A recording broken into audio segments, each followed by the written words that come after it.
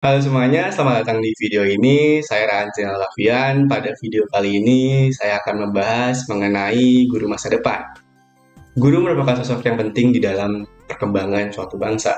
Pasalnya, guru mempunyai tugas yang krusial, yaitu sebagai orang yang mentransformasikan ilmu yang ia miliki kepada peserta didik. Selain dengan ilmu, guru juga harus dapat menjadi suri tauladan atau contoh tindak tanduk dari peserta didik.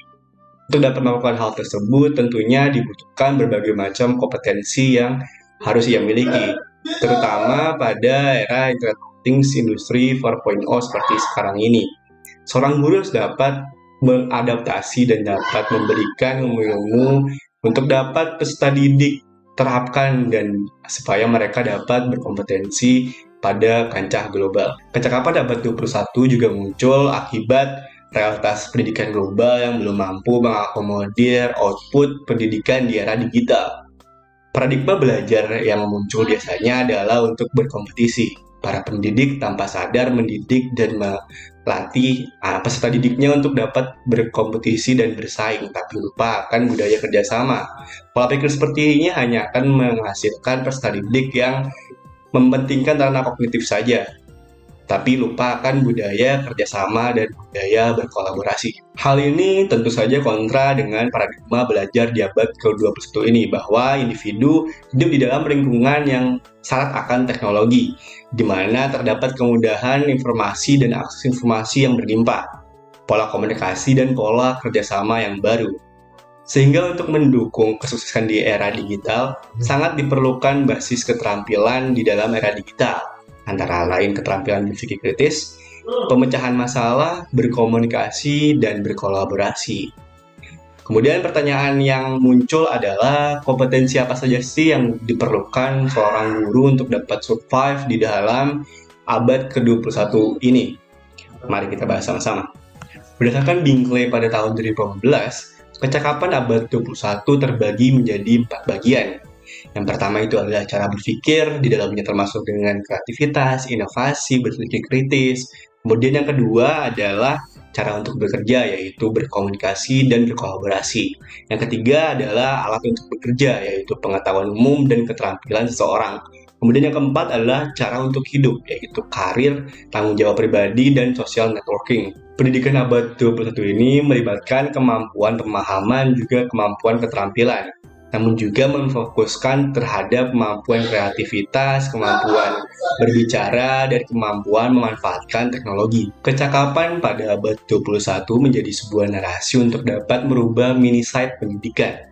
Perlu menjadi pemahaman para pendidik bahwa profesionalisme pendidik di abad ke-21 ini bukanlah semata-mata keahlian dalam suatu topik tertentu. Namun, kecakapan di abad 21 ini menjadi sebuah pemicu semangat bagi pendidik agar konsisten memposisikan dirinya sebagai role model untuk kepercayaan, ketekunan, dan komitmen kepada siswanya dalam menghadapi realitas pendidikan dan realitas global pada abad ke-21 ini. Proses transisi dari cara tradisional ke cara digital memiliki pola yang beragam, tergantung dari cara pendidik dan lembaga pendidikan yang bersangkutan dalam meresponnya. Smaldino pada tahun 2015 mengatakan proses adopsi dan proses adaptasi guru dalam pembelajaran abad ke-21 dibagi menjadi 4 bagian. Yang pertama yaitu berkecimpung atau dabbling, yang kedua melakukan hal lama dengan cara yang lama atau old things in old way, yang ketiga melakukan hal lama dengan cara-cara baru atau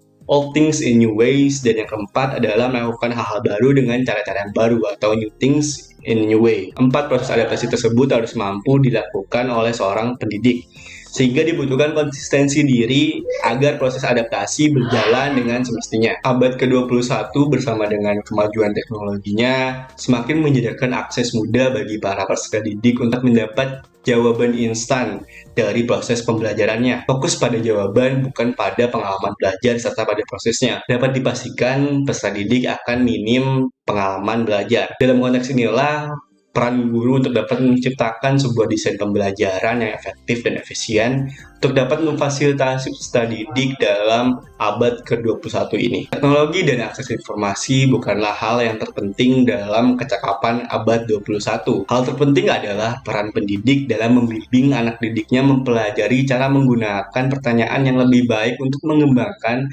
proses berpikir kritis.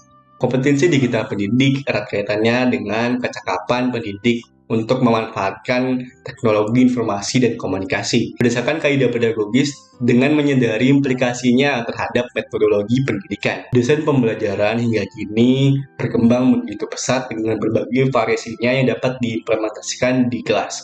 Dalam video ini saya menemukan 3 desain yang dapat diimplementasikan oleh pendidik untuk memfasilitasi peserta didik dengan kompetensi abad ke-21 ini. Yang pertama adalah project-based learning, yaitu metode desain pengajaran yang menitikberatkan pengaitan antara teknologi dan masalah di dalam kehidupan sehari-hari siswa yang nantinya akan dapat dimanfaatkan oleh peserta didik. Yang kedua adalah problem-based learning, yaitu desain pembelajaran yang mempersiapkan siswa untuk dapat berpikir kritis dan analitis untuk mencari serta menggunakan sumber pembelajaran yang sesuai. Proses pembelajaran ini mendorong siswa untuk memecahkan masalah dengan kemampuan yang ia miliki, sekaligus mencari informasi-informasi baru yang relevan. Kecakapan abad ke-21 akan menuntut peserta didik untuk senantiasa aktif mengembangkan kemampuannya sesuai dengan apa yang dibutuhkan di dalam kemajuan era ini. Pembelajaran aktif tersebut akan berjalan lancar jika didukung dengan adanya strategi yang dapat dijalankan oleh